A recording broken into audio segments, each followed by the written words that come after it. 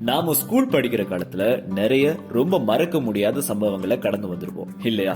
அதெல்லாம் இப்ப நினைச்சு பார்த்தாலும் மனசுக்கு அவ்வளவு சந்தோஷமா இருக்குங்க. திரும்பவும் பள்ளிக்கூடம் போலாமான்னு தோன்ற அளவுக்கு செம்ம ஜாலியா போன காலம் அது. ஏங்க, நீங்க இந்த மார்னிங் பிரேயர்ல எப்ப சரி ஒரு தடவை எல்லாருக்கும் முன்னாடி போய் கைத்தட்டு வாங்கியோ இல்லைன்னா திட்டு வாங்கியோ இருக்கீங்களா? எனக்கு திட்டு வாங்கின அனுபவம் நிறையவே இருக்குங்க.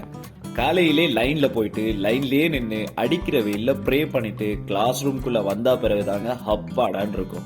ஆனா போக போக பிரேயர்ன்ற பேர்ல ரொம்ப நேரம் நிக்க வைக்கவும் ஆரம்பிச்சுட்டாங்க.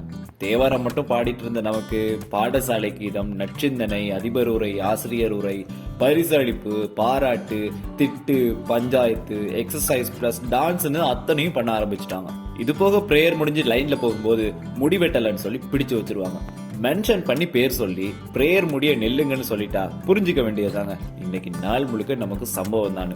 ஆனா சில நேரங்கள்ல இதெல்லாம் நல்லதாங்க இருக்கும். இந்த பிரேயர் ஃபர்ஸ்ட் பீரியட்டை இப்படியே கவர் பண்ணிடாதான்னு தோணும். நாம வீட்டு பாடம் செய்யலன்னா தப்பிக்கிறதுக்கு இதை விட நல்ல சான்ஸ் எங்கெங்க கிடைக்க போகுது.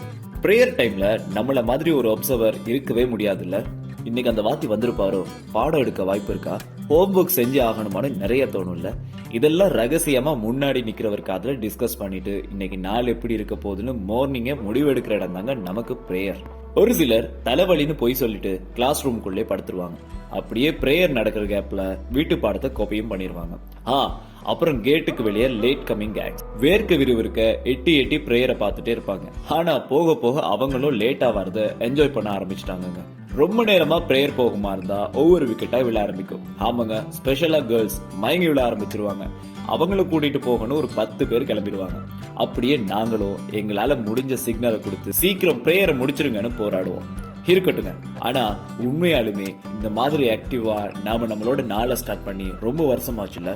ஸ்கூல் அங்க எது நடந்தாலும் அதுல ஒரு மீனிங் இருக்கும்னு இப்ப தெளிவா புரியுது.